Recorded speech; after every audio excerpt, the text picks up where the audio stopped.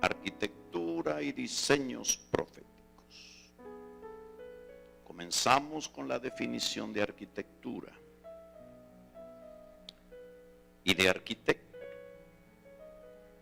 Arquitectura, la ciencia o el arte principal de hacer diseño, de construir, edificar monumentos, puentes, edificios, templos. Y el arquitecto es el principal en la construcción, el diseñador principal, el jefe de la construcción, el líder.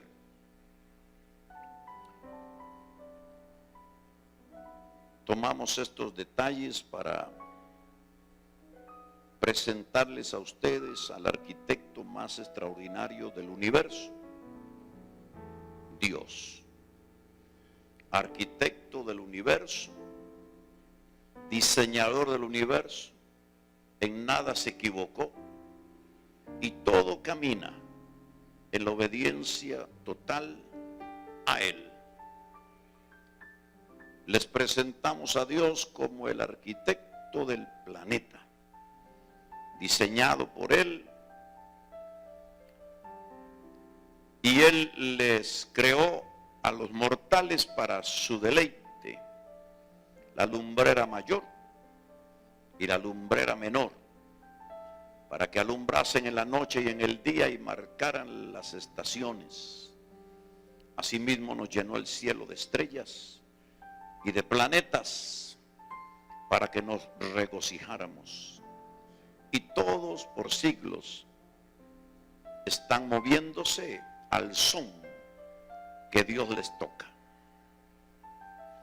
Les presentamos al Dios eterno como el arquitecto del género humano, el diseñador del hombre, el diseñador del matrimonio y la familia. Y les presentamos a Dios como el que diseña en detalle cada partícula de su cuerpo que debió ser formada. Y a usted no le falta ninguna, está completo. Y dentro del léxico de Dios, cuando Dios lo vio a usted y me vio a mí, Dios vio que era bueno. Eso significa excelente. Diga al que está a su lado, estás viendo a alguien excelente. Dile, estás viendo un diseñazo del cielo. Le presentamos a Dios como el arquitecto de una nación escogida, llamada Israel. Él eligió el proceso de selección, de formación y cómo sería construida o constituida esta nación. Le dio los diseños sobre su religión, su vida ceremonial, sobre los diseños específicos de comportamiento, que sería un pueblo monoteísta. Monoteísta significa adorador de un solo Dios, único Dios. Y entonces Dios les entregó diseños que contenían símbolos importantes para Israel y el mundo. Tabernáculo de Moisés, el tabernáculo de David y el templo de Salomón. Y entonces les presentamos a Dios como el arquitecto de la iglesia. Él es el diseñador de la iglesia como casa espiritual. Él es el diseñador y constructor de la iglesia como templo del Espíritu Santo. El arquitecto tiene que ser un experto en materiales, en conocer la matemática, la ingeniería, los números, las alturas, las anchuras, las profundidades, cómo aprovechar mejor los espacios, cómo hacer que esas habitaciones sean funcionales o esos edificios. Por lo tanto, Él sabe lo que está haciendo y Él está construyendo un templo, morada del Espíritu Santo, tabernáculo entre Dios y los hombres. Él está construyendo una ciudad donde more el Padre, el Hijo, el Espíritu Santo. Jesucristo, el mediador del nuevo pacto. Los que han sido redimidos y que están con Él. Y todos los que estamos ahora aquí.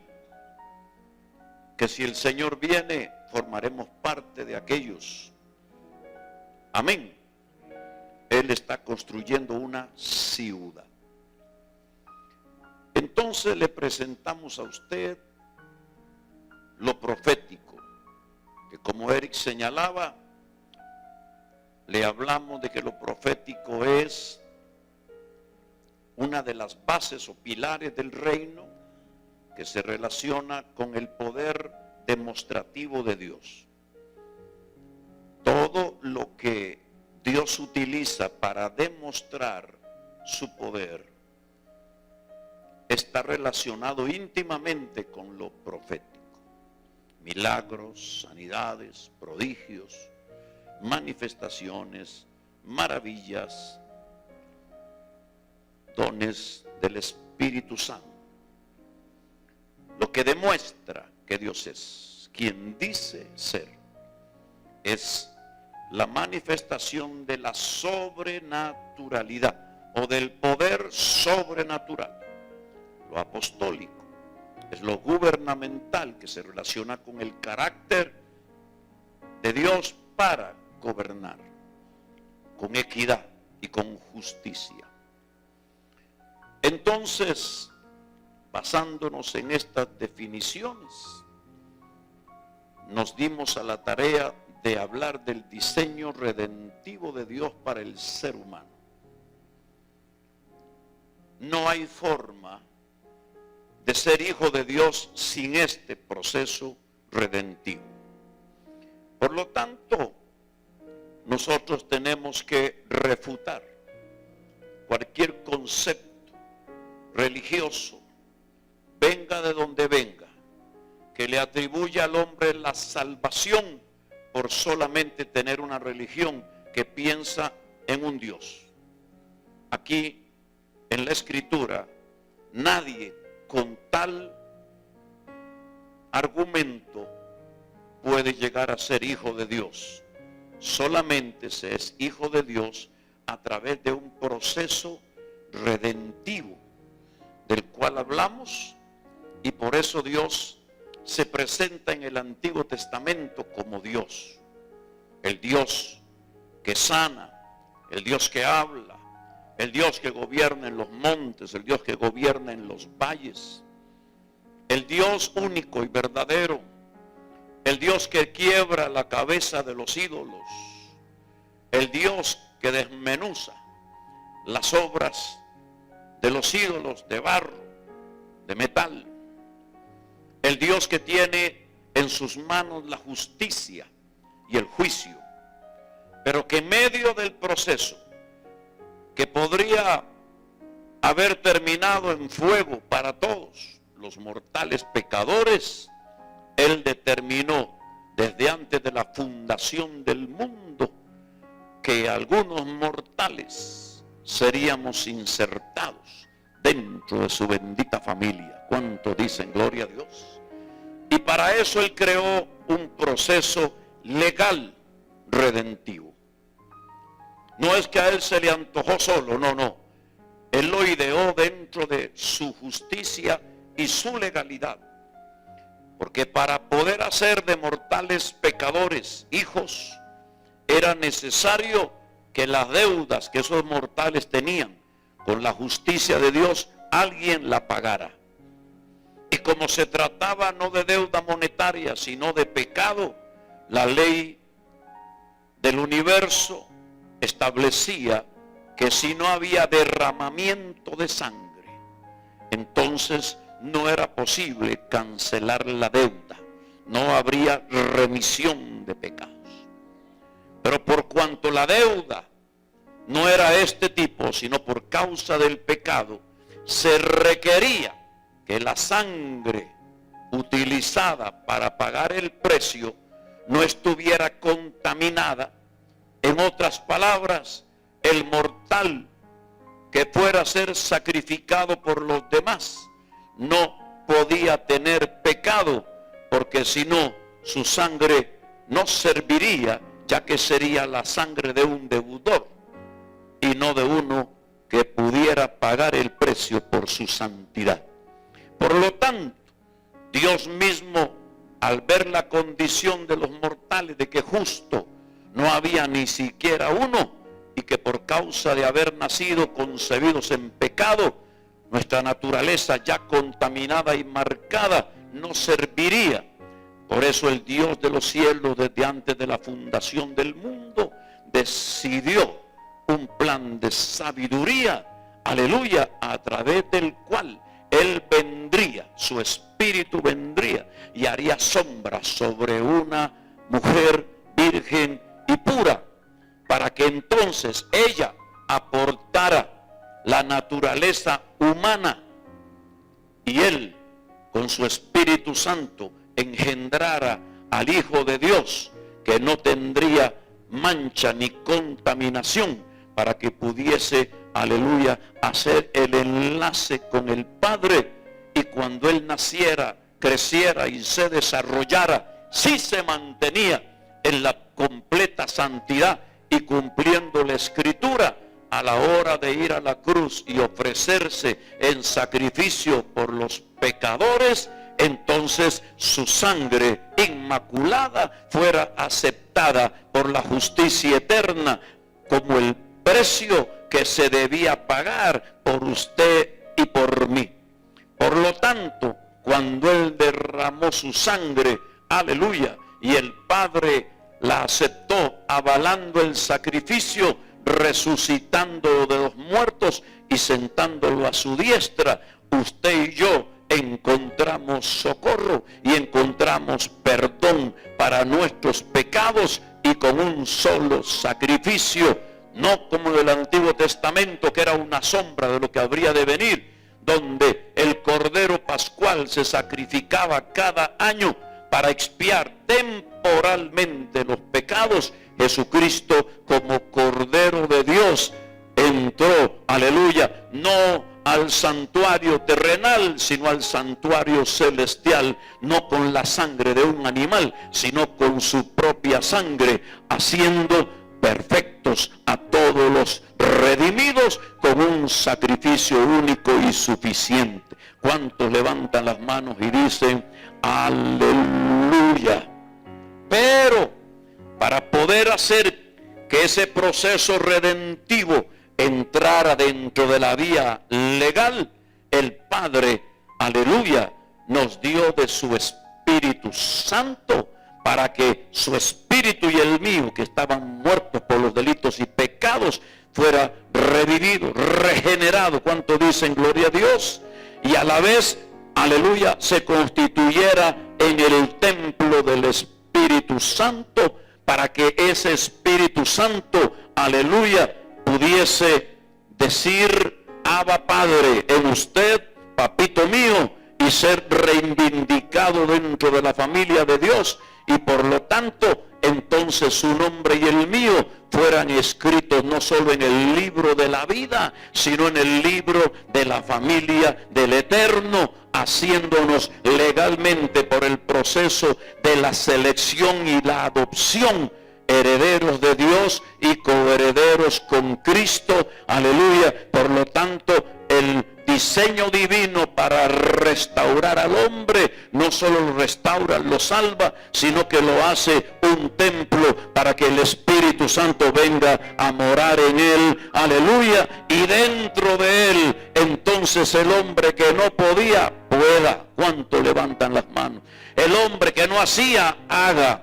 el hombre mortal, aleluya, tenga ahora la sustancia y la esencia de la inmortalidad, porque ya la muerte no tiene victoria sobre él. Sea que vivamos o sea que muramos, somos del Señor. Por eso estamos a la espera de la final trompeta, porque sea que vivamos, seremos arrebatados y transformados, aleluya, en el aire, en un abrir y cerrar de ojos, seremos revestidos de inmortalidad. O sea que muramos, cuando la final trompeta suene como primicias, seremos levantados de la muerte y vestidos de inmortalidad. Levante su mano y diga gloria a Dios, diga: hay un diseño eterno para la iglesia. Y entonces luego fuimos para hablarle acerca del diseño de Dios con la iglesia. Y le enseñamos a usted que el diseño de Dios no es un diseño de derrota, no es un diseño de estar abajo, no es un diseño para estar escondidos, sino que la lámpara se debe poner encima de la mesa para que alumbre en lugar oscuro. El diseño de Dios no es que usted y yo seamos cola, sino cabeza. Y que usted sea parte de su pueblo gobernante sobre la faz de la tierra, y que el poder del reino se manifieste a través de su vida, y sea el lugar que sea donde usted esté, aleluya, los enemigos de Dios sean puestos bajo la planta de su pie y los cielos se abran para la manifestación de la gloria de Dios. Por eso dijimos que Dios tiene ministros, Dios tiene familias y Dios tiene congregaciones o grupos de congregaciones o una iglesia que es llamada a ser una iglesia influyente, gobernante. Y le explicamos a usted que el concepto gobernante tiene que ver con ser cabeza de cabezas, tiene que ver con ser el que lidera, el que determina, el que influye, el que marca, el que conduce. Como se dice de Elías, la fuerza conductora, la fuerza motora nacional. ¿Cuánto levantan las manos al cielo y diga el que está a su lado? La iglesia debe constituirse en la fuerza motora de una nación, los que conduzcan el destino hacia donde esa nación va. Mueva su mano, diga aleluya. Por eso le hablamos que la iglesia gobernante debe tener marcas, debe ser una iglesia, aleluya, con un ministerio dedicado a la familia fuerte, defensora de los valores de Dios, de la familia, porque ahí se encierran profundas verdades que hoy no nos toca decir, pero quizás en unos días tengamos que decir. Es una iglesia que debe tener una visión apostólica, una iglesia que debe ser el centro motor del mover profético y a la vez un centro de activación de los dones y del poder del Espíritu Santo que esté en constante efervescencia. Y le dimos varias de las características para entrar hoy en los siguientes 15 minutos en los diseños de Dios para la iglesia. Y uno de estos diseños es ser templo del Espíritu Santo. Dígale que está a su lado: ser templo del Espíritu Santo.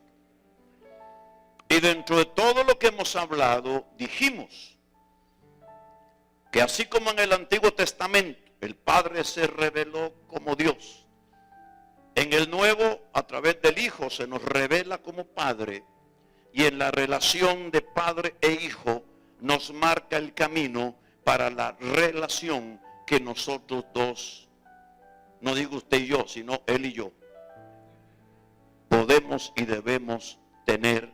¿Cuántos dicen aleluya, gloria a Jesús? Entonces Jesús es el modelo. Él dijo: yo soy el camino. ¿Yo soy qué? Yo soy la verdad, yo soy el camino, yo soy la vida. Nadie viene al Padre sino por mí. Él dijo: el que me ha visto a mí, ha visto al Padre. Y Hebreos 1, se lo leímos a usted textualmente, dice que Él es el resplandor de la gloria del Padre, es el reflejante máximo de la naturaleza y del poder y de la gloria del Padre. Y Juan en el capítulo 1 nos dice que cuando el Verbo se encarnó, nosotros vimos su gloria, gloria como la del unigénito del Padre, reflejando la gloria del Padre. Uno pensaría que ese reflejo tendría que ver con una aureola de pies a cabeza.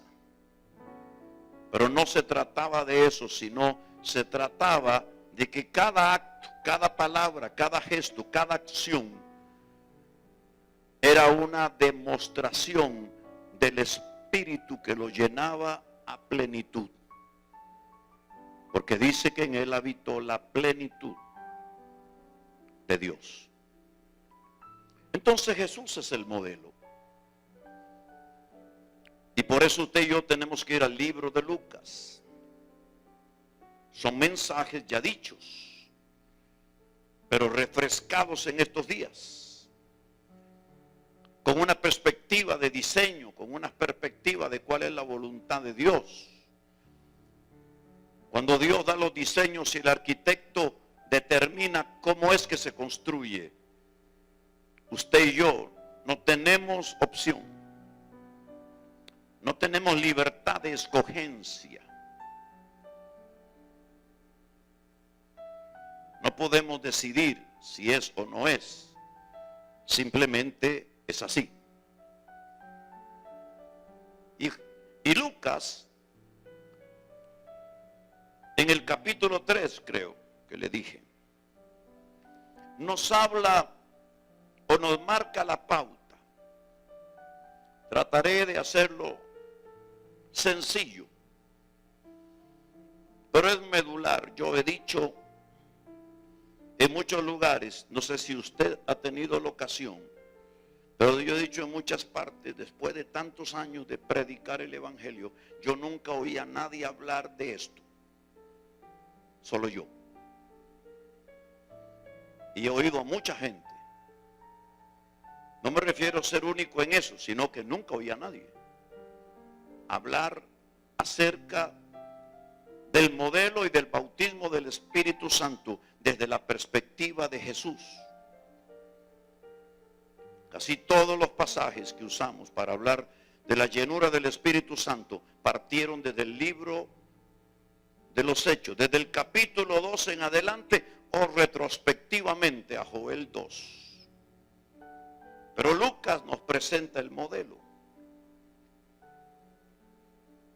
Lucas capítulo 3, verso 21 dice: y aconteció que cuando todo el pueblo se bautizaba, también Jesús fue bautizado. Y orando el cielo se abrió. Diga conmigo, y orando el cielo se abrió. Ahora dígalo de esta forma, diga conmigo, el cielo se abre orando. Entonces, ¿cómo se abrió el cielo? Orando. Y dice verso 22, y descendió el Espíritu Santo sobre él en forma corporal, como paloma. Y vino una voz del cielo que decía: tú eres mi Hijo amado, en quien tengo complacencia. Tres cosas señalamos aquí muy rápidamente, porque mi deseo es acortar para poder orar. Número uno, orando el cielo se abrió. Diga conmigo, orando el cielo se abrió. Diga al que está a su lado, esta es la fórmula de Dios para abrir el cielo. Orando se abre el cielo. Si no oramos, no se abre el cielo. Pero si nosotros oramos, el cielo se abre. Número dos, descendió el Espíritu Santo cuando el cielo se abrió. Entonces el Espíritu Santo va a venir cuando los cielos se abren, y los cielos se abren cuando nosotros oramos. Bendita la oración que abre el cielo para que el Espíritu Santo, aleluya, descienda. Pero cuando el Espíritu Santo descendió sobre Jesús, se oyó la voz del Padre que dijo: este es mi Hijo amado. Este es mi Hijo primogénito maduro. Y es entonces como cuando yo les he predicado a ustedes, el Padre declaró algo que no se declara sino a los 30 años de un primogénito. A los 30 años de un primogénito se hace la ceremonia familiar y el padre atrae a su primogénito y lo declara el heredero de todo. Este es mi huyos amado, este es mi hijo primogénito maduro, él es el heredero de todo. Levante la mano y diga conmigo: Jesús llegó al Jordán a cumplir 30 años. ¿Cuánto levantan su mano? Dicen amén. Diga: el Padre declaró el comienzo de su ministerio a los 30 años de edad. Por eso dice que cuando Jesús comenzó el ministerio tenía 30 años. Segunda cosa que usted y yo tenemos que saber, porque todavía no hemos dicho nada ahí. Simplemente Jesús vino al bautismo de Juan, al Jordán, se bautizó, oró y el cielo se abrió, el Espíritu descendió sobre él en forma corporal como de paloma y se oyó la voz del Padre que declaró, aleluya, el momento culminante en la vida de Jesús como hijo de Dios, en el cual cumplía sus 30 años, pero el Padre le entregaba la herencia de todo. Diga el que está a su lado: el Padre entrega la herencia de todo cuando el Espíritu Santo llena nuestras vidas. Mueva su mano y diga: gloria a Dios. Entonces fíjese en el capítulo número 4. Dice, porque en el anterior dice que el Espíritu vino sobre él. Y uno podría pensar que nada más vino sobre él. Pero en el capítulo 4 y verso 1 nos añade algo más y nos dice: Jesús, lleno del Espíritu Santo, volvió del Jordán y fue llevado por el Espíritu al desierto. ¿Cómo volvió del Jordán? Dígalo otra vez: ¿cómo volvió del Jordán?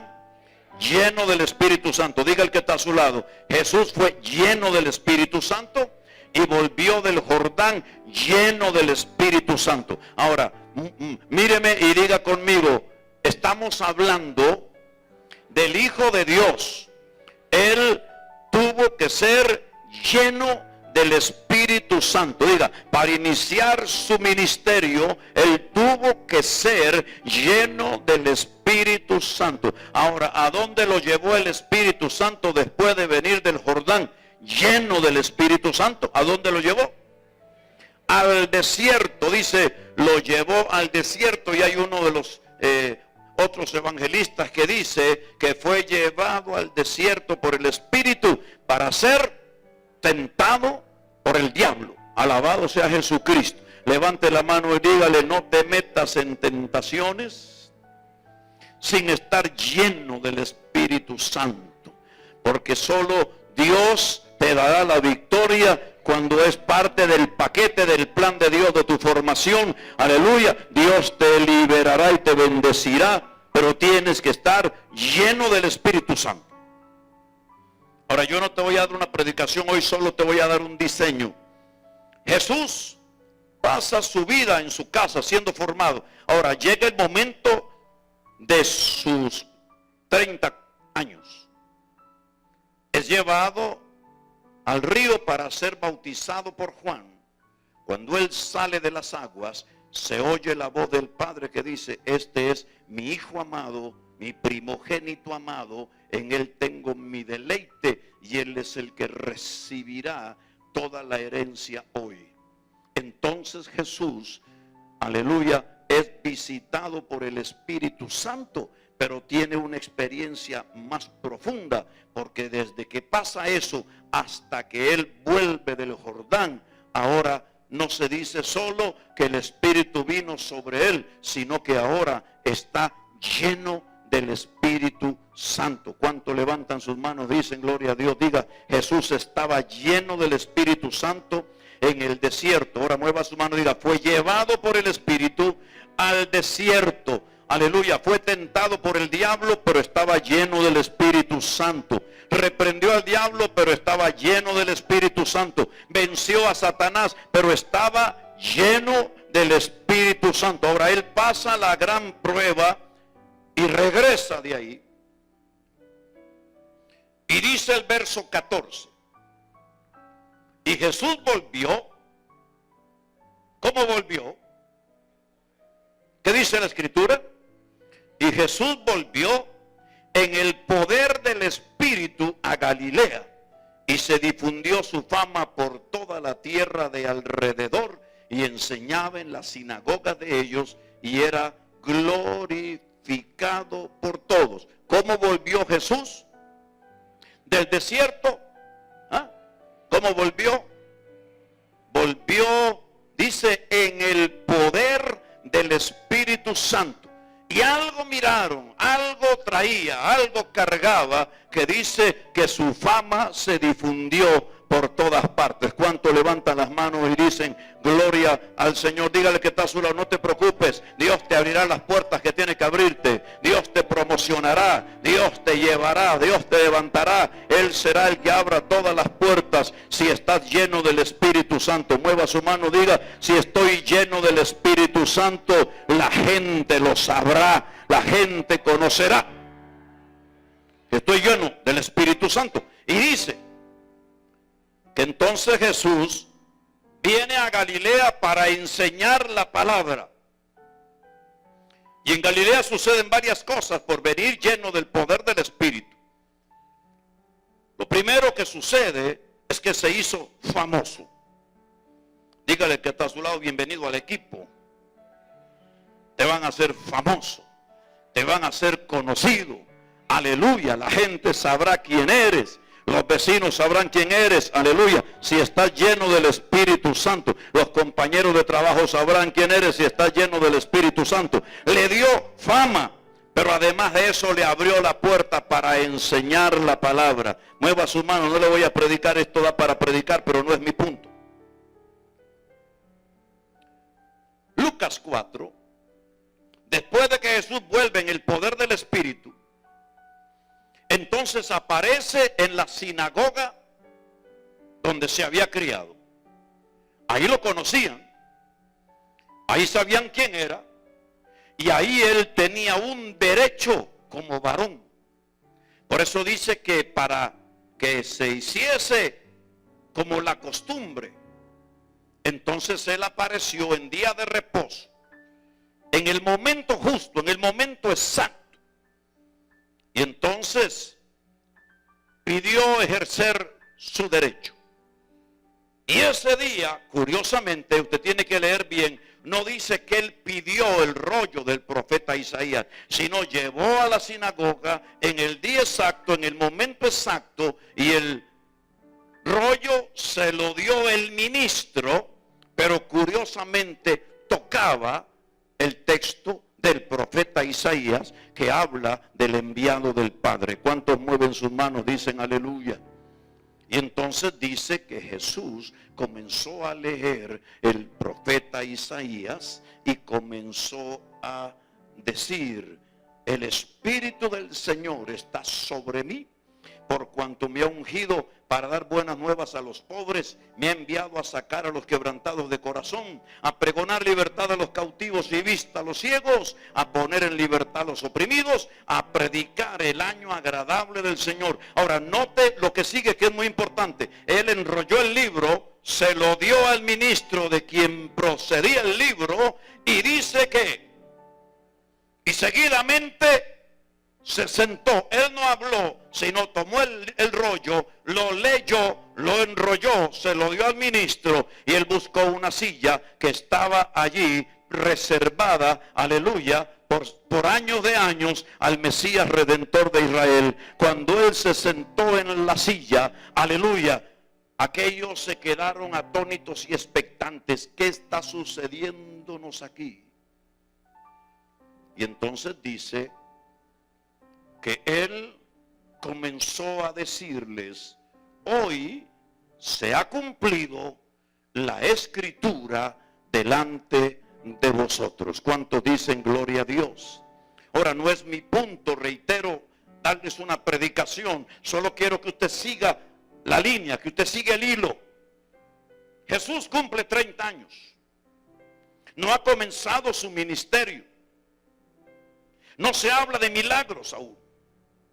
no se habla de echar fuera demonios, no se habla de resurrección de muertos, pero él va en el día de su cumpleaños, entendiendo la escritura y entendiendo el ceremonial y lo que está implícito en el ceremonial, que cuando él cumpliese los 30 años, algo se activaría. Alabado sea el nombre de Dios. Ahora, voy a apartarme de esto por un minuto y decirle a usted, diga al que está a su lado, cuando Dios tiene un tiempo, no hay nada que lo detenga. Dígale, no hay nada que detenga el cumplimiento de la unción de Dios. Diga, cuando Dios tiene un momento reservado en la historia de un hombre, en la historia de una mujer, para soltar su herencia, para soltar la unción, para llenarlo de algo que no tiene, o activar algo que no está activado. Aleluya, no hay diablo, no hay infierno, no hay nada que lo pueda detener. Ahora mueva su mano para decirle algo. Todo lo que le sucedió a Jesús, sucedió por una razón, porque todo estaba en la agenda del Padre. Todo estaba agendado por Dios. No hay nada de lo que pasó en esas horas que no estuviera dentro del plan y dentro de la agenda del Dios viviente. Él cumplía 30 años. Él se fue al Jordán para ser bautizado por Juan. Y cuando él sale de las aguas, el Padre, aleluya, viene sobre él y le dice, hijo, te sorprendí. ¡Feliz cumpleaños! Y públicamente lo declara. El heredero de todo, pero el regalo más grande que le da es que el Espíritu Santo viene sobre él y lo llena con su poder. Y después de esta experiencia se lo lleva al desierto para enfrentar al enemigo de los enemigos, al mismo Satanás, y lleno del Espíritu Santo, él enfrenta al diablo, lo derrota y de ahí desciende, aleluya, hasta Galilea. Era tal el poder y la demostración de la gloria de Dios que su fama se difundió y empezó a enseñar la palabra lleno del Espíritu Santo. Una vez que cumplió este ciclo, se va hasta Nazaret, aleluya. ¿Cuántos días se quedó predicando o enseñando? Él se quedó exactamente los días que se tenía que quedar para que cuando pasara de Galilea o viajara dentro de Galilea a Nazaret, él llegara exactamente en el día exacto, aleluya, llegara en el día de reposo, llegara en el día en donde la lectura que correspondía era la lectura de Isaías 61 para poder leer la palabra, y cuando se terminara de leer, aleluya, él se sentara en la silla de la cual por siglos había estado vacía, esperando que un día el Mesías de Dios llegara y se sentara. Él se sentó y todos expectantes. Él dijo una verdad que quiero que usted la entienda. Él dijo, hoy la escritura se ha cumplido delante de vosotros. Ahora, antes que usted aplauda, yo quiero que usted entienda ese hoy. Él está diciendo, hoy la escritura se ha cumplido. ¿Qué es lo que se cumplió?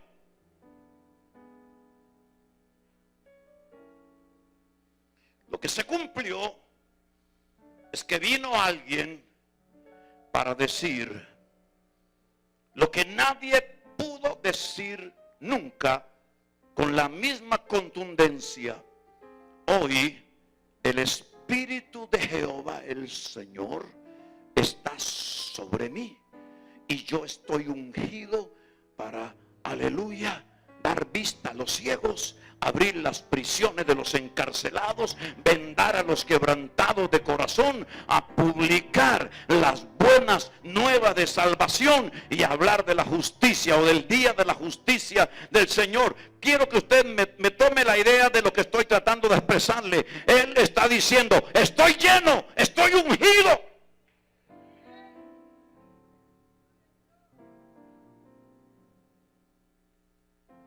En otras palabras, el libro de los Hechos 2, cuando el Espíritu viene, porque los 120 están esperando que la promesa del Padre, es decir, el enviar al Espíritu Santo, viniera, se cumpliera, pero se cumplió porque Jesús marcó un camino, Jesús marcó el modelo.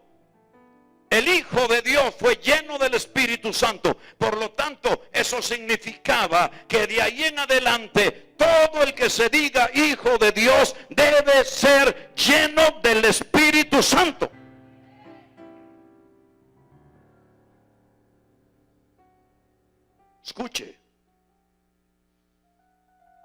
Hechos 10:38. Lo mío es corto. Ya estoy acabando.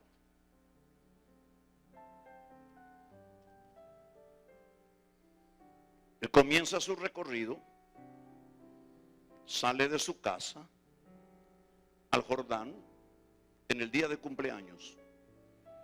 Sale de las aguas, el Padre anuncia, toda la herencia es tuya. Hoy te doy tu regalo de cumpleaños. Y el Espíritu vino sobre él, lo llenó. Y de ahí en adelante, nunca más el Espíritu Santo se apartó de él. Por eso dice Hechos 10:38. ¿Cómo? Dios ungió con el Espíritu Santo y con poder a Jesús de Nazaret, y cómo éste anduvo haciendo bienes y sanando a todos los oprimidos por el diablo, porque Dios estaba con él. En otras palabras, él pudo sanar a todos los oprimidos por el diablo. Él pudo hacer bienes a los hombres por una simple razón, porque Dios lo ungió con su Espíritu Santo y lo llenó con su poder. Ahora, esto es para conclusiones, o más bien para moralejas o para corolarios. Es como para uno llegar a conclusiones. Si Jesús, el unigénito del Padre, requirió de una experiencia en el Jordán para iniciar su ministerio, si él requirió ser lleno del Espíritu Santo, si él, aleluya, para adquirir fama fue lleno del Espíritu Santo, si para enseñar la palabra con poder y convencer, o quizás más que convencer, sacudir a la nación, tuvo que ser lleno del Espíritu Santo. Si para derrotar al diablo tuvo que ser lleno del Espíritu Santo, aleluya. Si para entrar en la sinagoga y proclamar lo que proclamó como una verdad vivida en ese momento, tuvo que ser lleno del Espíritu Santo. Si para sanar a los oprimidos por el diablo tuvo que ser lleno del Espíritu Santo. Si para sanar a los enfermos tuvo que ser lleno del Espíritu Santo. Y para andar donde quiera que fue, tuvo que ser lleno del Espíritu Santo. Esta es mi provocación a usted. ¿Cómo nos atrevemos nosotros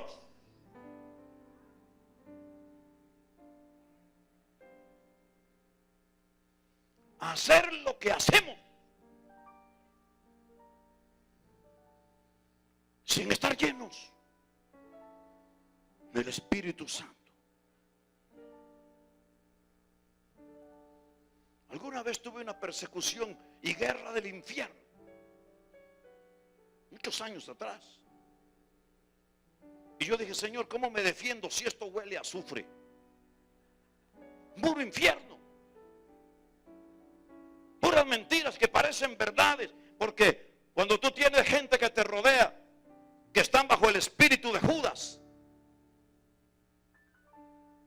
que lo que hacen es decir lo que conocen, mal dicho, y como puñal en tu espalda, acuchillarte, la gente llega a creer que lo que dicen es verdad por la familiaridad o la cercanía que tienen.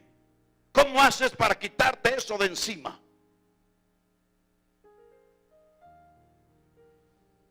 Y vine a Dios y dije, Señor, ¿cómo hago?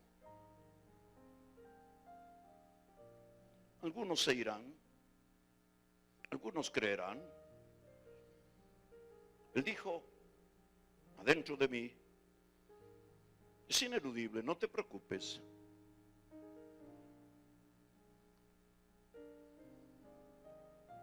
No hay ninguna forma de defenderse de esto, excepto una. Es la unción sobre tu vida. No te servirá como defensa hoy ni mañana, pero al cabo de los años tú mirarás dónde están los que te acechaban y mirarás a dónde yo te pondré. No hay mejor defensa que decir de cómo anduvo lleno del Espíritu Santo, sanando a los oprimidos por el diablo, porque Dios estaba con él. ¿Sabe cómo me gusta a mí eso de David? Búsquelo de tarea cuando dan las características de David. Cuando le dicen a Saúl, hay un muchacho, y le dicen, tiene estas cualidades, y dentro de esas cualidades le dice, es hermoso. Me gusta.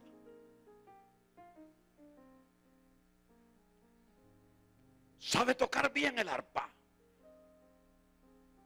Pero cuando dice, y Jehová está con él. Oiga, hermano mío, levante su mano. Ahora mueva su mano, porque aquí sí hay que decir lo que hay que decir. Dios no estará contigo por tu apellido. Dios no estará contigo por tu plata. Dios no estará contigo por tu estudio. Dios no estará contigo por tu inteligencia, ni aún con los títulos que nos ganemos en esta, aleluya, 70 noches. No, Dios estará contigo si tú te rindes de tal manera que tú entiendes que el diseño de Dios es que tú seas templo del Espíritu Santo y le permitas a Él llenarte, aleluya, y le permitas a Él darte una experiencia como la que tuvo Jesús, aleluya. No sé si usted me está siguiendo lo que estoy tratando de decir, pero Jesús nos marcó el modelo. El Padre pudo haberlo hecho de otra forma, por ser quien era y de dónde venía. Dios pudo haber hecho algo extraordinario y dejarnos a nosotros huérfanos, ayunos de esa experiencia, pero no, Él marcó el camino para decirte, si tú lo quieres, lo recibirás. Si tú lo anhelas, lo tendrás. Aleluya, porque voy al Padre, os conviene, porque yo enviaré al Espíritu Consolador que estará con vosotros para siempre. Y Él os enseñará todas las cosas. Él os guiará a toda verdad. Y por causa de que Él viene a vosotros, entonces las mismas obras que yo hice, vosotros también haréis. Porque, aleluya, el Espíritu Santo viene a vosotros. Déjeme decirle lo que dice acá, aleluya, lo que dice acá. Dios ungió a Jesús con el Espíritu y con poder, aleluya, y Él anduvo haciendo bienes a los hombres, y Él anduvo sanando a todos los oprimidos por el diablo, aleluya. ¿Por qué? Por una razón. Usted tiene que entender este diseño. Uno ha nacido para ser guerrero, usted ha nacido para ser guerrera, usted ha nacido para ser un peleador, para ser un ganador, porque dice que Jesús, aleluya, fue lleno del Espíritu Santo, anduvo haciendo bienes, anduvo sanando, porque Dios lo ungió, Dios le dio el poder. ¿Pero por qué? Porque para esto apareció el Hijo de Dios, para deshacer las obras del diablo. Ahora, ¿para qué estás tú aquí? ¿Por qué estoy yo aquí? Para ser lleno del Espíritu Santo, para deshacer las obras del infierno, para deshacer las obras de hechicería, para deshacer el cáncer, para deshacer la opresión. Entiéndelo, Dios nos quiere lleno del Espíritu Santo, porque hay un diseño.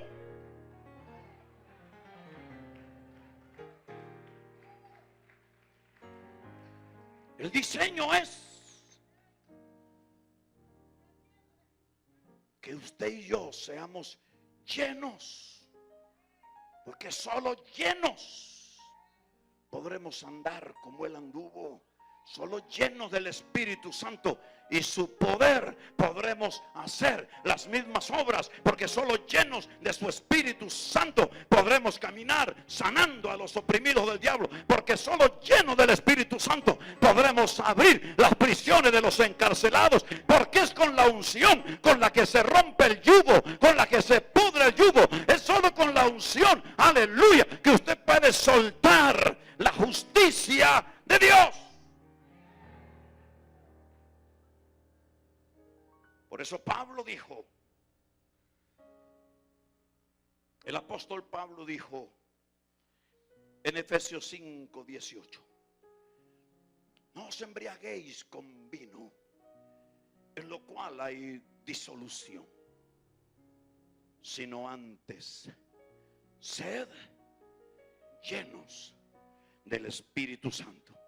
Ahora mueva su mano para decirle un secreto, pero no se lo cuente a nadie. aunque me parece que ya el secreto se lo compartí alguna vez, pero cuando Pablo usa el término sed llenos del Espíritu Santo, la palabra que Pablo emplea del idioma griego es la palabra, aleluya, que corresponde a la batería de un automóvil. En otras palabras, Pablo lo que dice es que tenemos que ser llenos como una batería de un automóvil tiene que ser recargada constantemente y mantenida en un nivel de carga que pueda hacer funcionar el aparato para el cual fue diseñada para hacer funcionar. Así que levante la mano y dígale, tengo que ser lleno del Espíritu Santo, como se recarga la batería de mi celular. Alabado sea Dios, que si la mantengo cargada, funciona y sirve para todo lo que fue diseñada. Pero si la dejo apagar, no sirve para